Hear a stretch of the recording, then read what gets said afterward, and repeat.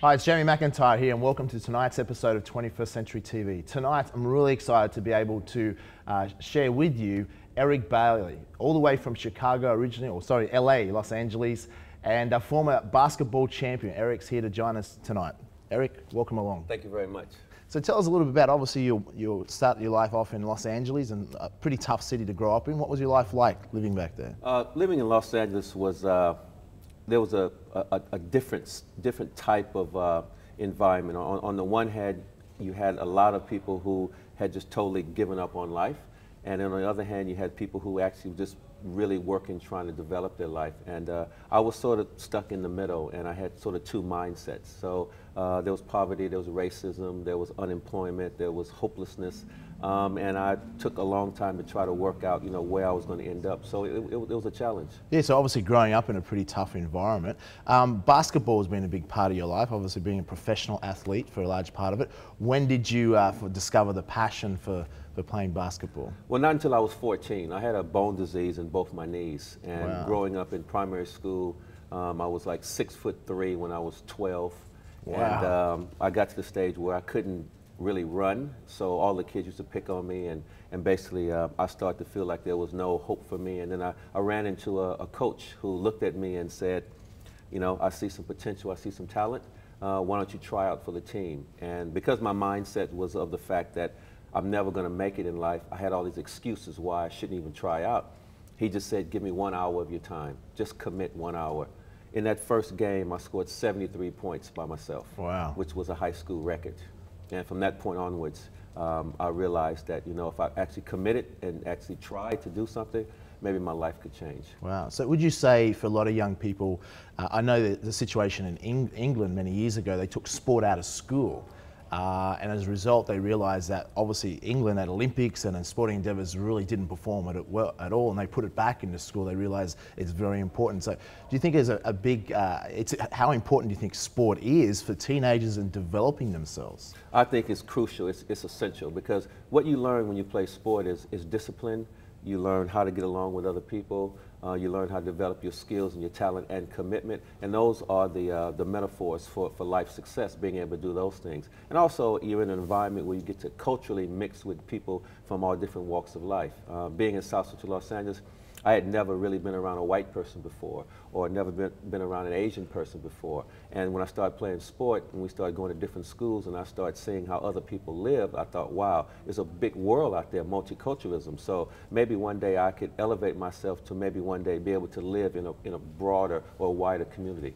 Wow, so certainly important. So for many of you who don't realise, you now live in Australia, you moved to Australia. Now, I believe basketball actually led you to coming to Australia originally. How long ago was that?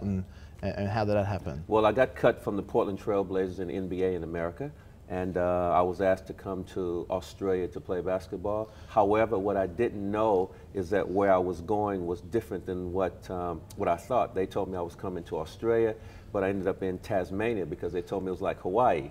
So it was different. It was well, a different experience. For those Australian viewers out there, would find that very humorous. That's right, yeah. Tasmania, Hawaii, it's a slight contrast. Yeah, it's slight. But anyway, so I came over and played with the Hobart Devils, and then moved over and played with the Melbourne Tigers with Andrew Gaze and Lindsey Gaze and great Olympians, and then finally migrated to the Gold Coast and finished my career with the Gold Coast Rollers. Wow, and how did you find Australia as a culture or environment compared to, say, obviously being the NBA in America was very high-level professional sport? Yeah, it was different because over there everything is you must do it now. It's if you don't do it now, you won't do it. Whereas over here the culture was, okay, it's all right, do it tomorrow, do it next week. So it took me a while to understand the culture, but I think because of my work ethic and how I viewed life, I realized that I couldn't drop my standards to the fact that I would just let things happen. I wanted to be proactive and go out and get them. And that's how I was able to persevere through 16 years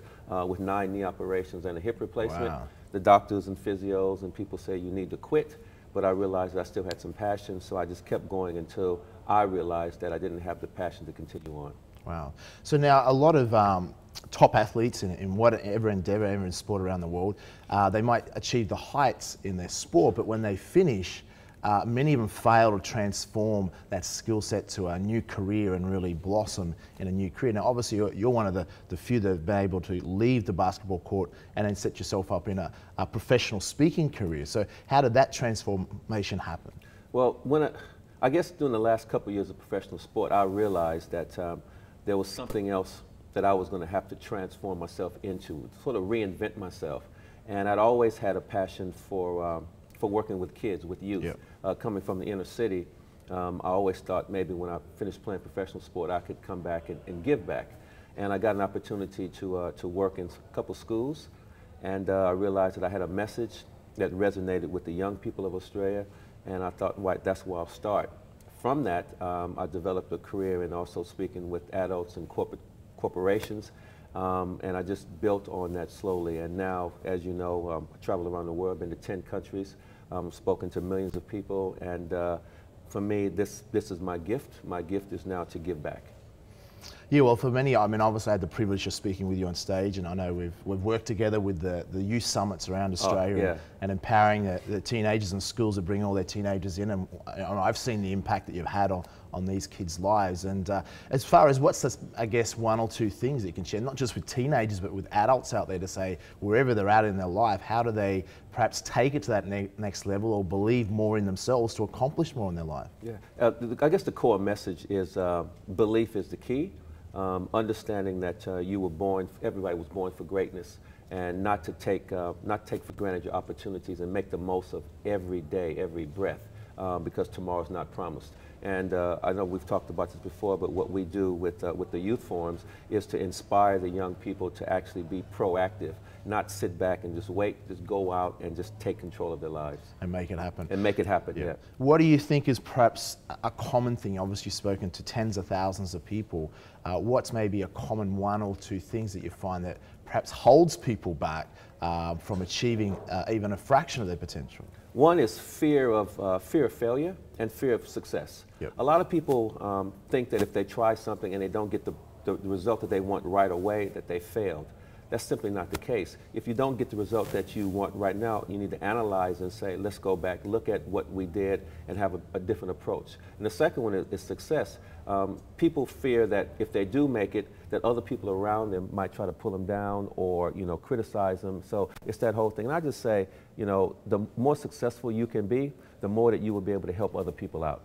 Wow, it's a pretty powerful message. I know I've been inspired by listening to your message, and I know countless others have. You also go and speak to corporations as well. You go into companies and empower organizations. And how does that work? Well, I've been speaking to businesses and corporations, CEOs about management, leadership, getting the most out of their teams, being able to empower their teams to be a part of the process. I talk to individuals about personal goals, their health, their welfare, just looking after themselves holistically, looking at life through what I can do or as opposed to what I can't do. So it's a very empowering presentations and great results, great feedback.